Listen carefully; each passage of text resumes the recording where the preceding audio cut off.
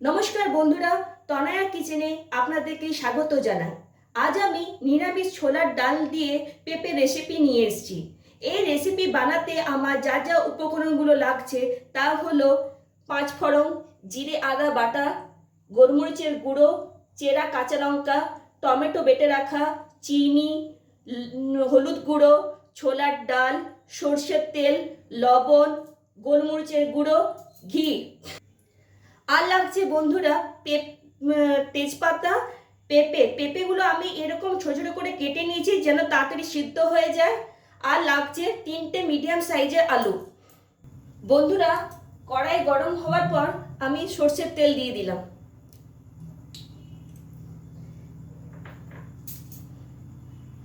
বন্ধুরা, কড়াই তেল গরম হওয়ার পর আমি তেজপাতা আর 5 ফোড়ন দিয়ে দিলাম।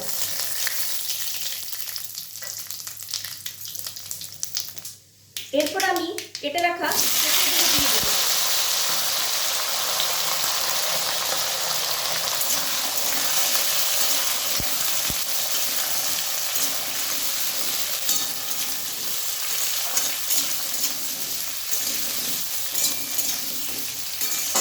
এইভাবে পেঁপেগুলোকে নাড়াচাড়া করতে হবে।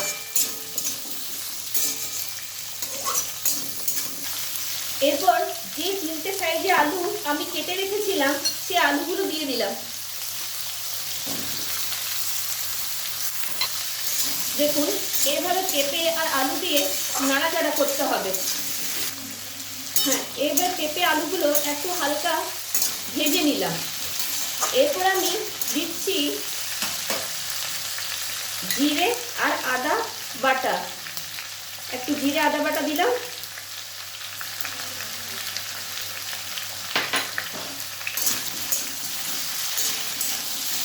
জিরে আদা বাটা দিয়ে একটু ভালোভাবে কষিয়ে নিতে হবে।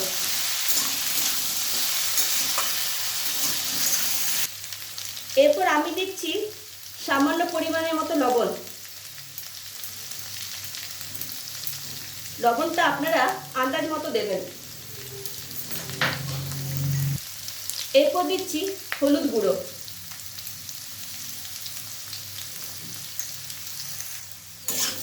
এবার ভালোভাবে নাড়িয়ে নিতে হবে।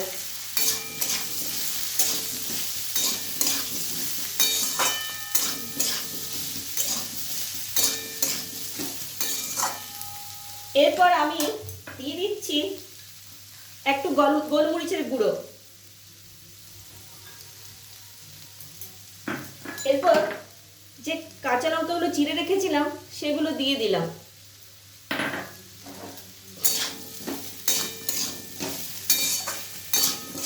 আর একটু ভালোভাবে নেড়ে নিলাম। মশলাগুলো ভালোভাবে ভাজা হয়ে যায়। মিডিয়াম আঁচে বন্ধুরা বানাবেন।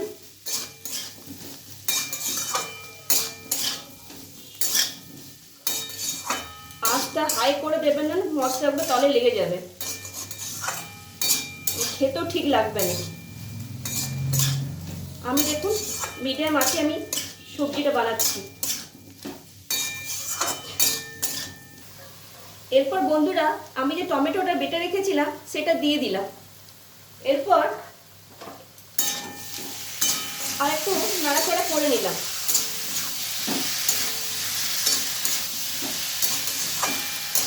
নাড়াচাড়া করার পর আমি এখানে ছোলার ডালটা দিয়ে দিলাম। ছোলার ডালটা আমি আগের থেকে ভিজিয়ে রেখেছিলাম।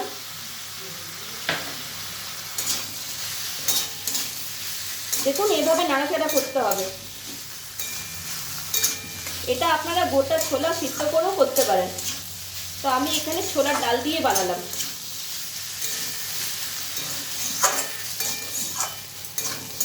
দেখুন বন্ধুরা, আমার মশলাটা কষা হয়ে গেছে। এরপর আমি জল ঢেলে দিচ্ছি।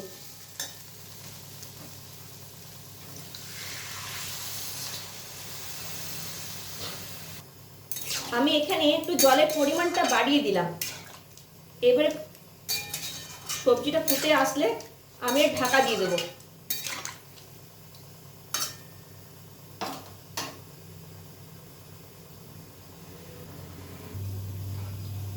বন্ধুরা দেখুন, সবজিটা আস্তে আস্তে ফুটে উঠেছে।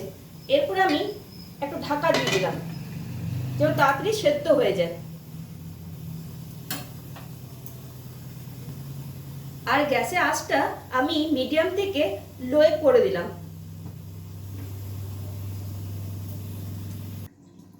বন্ধুরা, আমি এবারে ঢাকা খুলে দেখে নিচ্ছি যে পেঁপেগুলো সেদ্ধ, পেঁপে আর আলু সেদ্ধ হয়েছে কিনা। এভাবে খুন্তিতে পেঁপেগুলো ভালো করে চিপে নিতে হবে।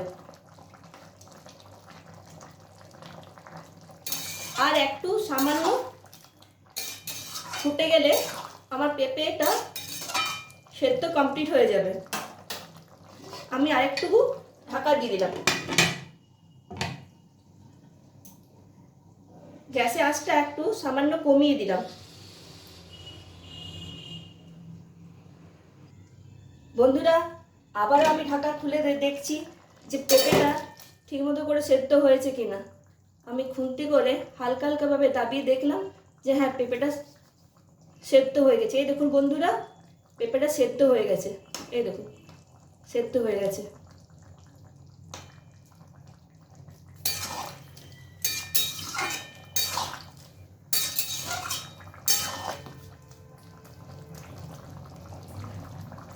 এই দেখুন বন্ধুরা, পেঁপেগুলো ভালো করে সেদ্ধ হয়ে গেছে।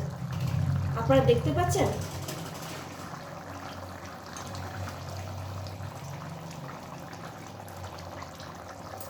এই দেখুন বন্ধুরা, ছোলার ডালটাও সেদ্ধ হয়ে গেছে।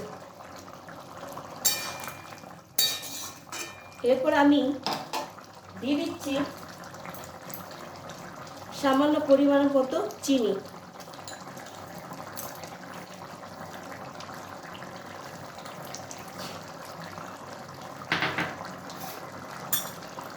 এরপর আমি দিয়ে দিচ্ছি 1 চামচের মতো ঘি।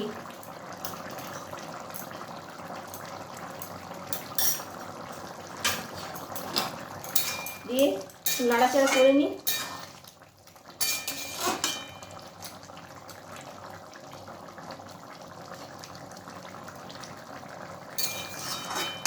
বন্ধুরা, এবার আমি দিয়ে দিচ্ছি একটু গরম মশলার গুঁড়ো।